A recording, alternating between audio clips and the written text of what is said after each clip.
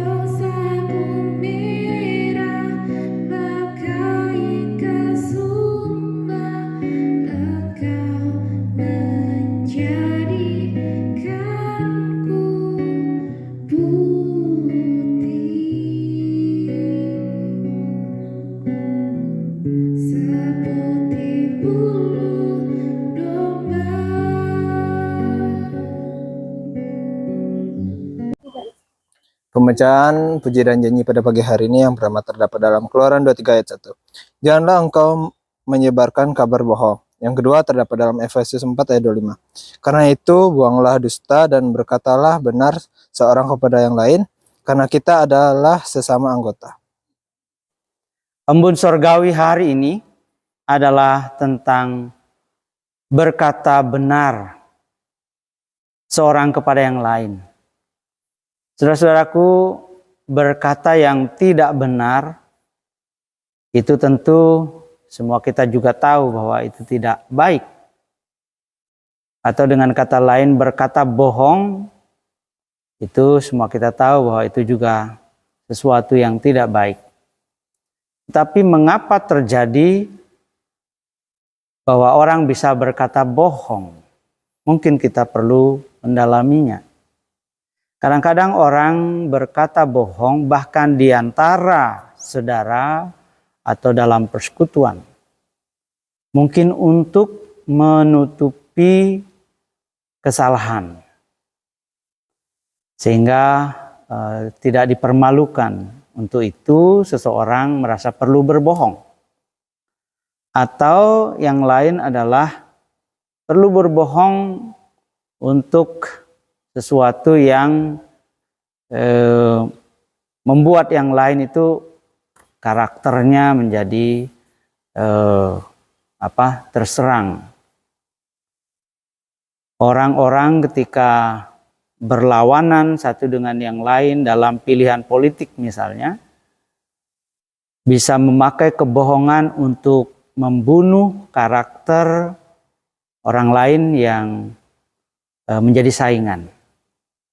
Nah, di dalam kehidupan kita, dalam persekutuan, dalam hidup bergereja, hal-hal seperti itu kita harus hindari. Harus.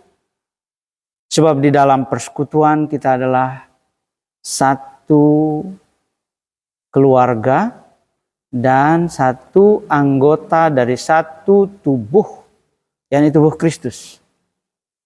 Jadi bagaimana mungkin di antara sesama anggota tubuh Kristus kita bisa saling bohongi? Tidak bisa. Sebab Tuhan pasti tahu siapa kita dan apa kebohongan yang terjadi. Kebohongan itu pada akhirnya akan tersingkap dan itu akan menambah ya, rasa malu seseorang ketika kebohongan itu pada akhirnya terbongkar.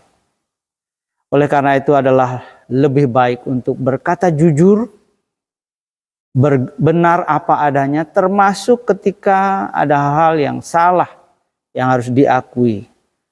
Lakukanlah pengakuan yang benar dan jujur. Itu lebih baik daripada berbohong.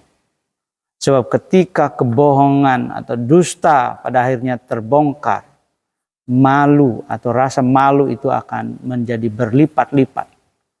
Tentunya itu bukanlah sesuatu yang baik atau sesuatu yang tambah nyaman tetapi tambah buruk. Oleh karena itu, mari sebagai sesama anggota tubuh Kristus kita berkata benar seorang kepada yang lain. Amin. Bapak Ibu sekalian, mari kita satu dalam doa, mari kita berdoa.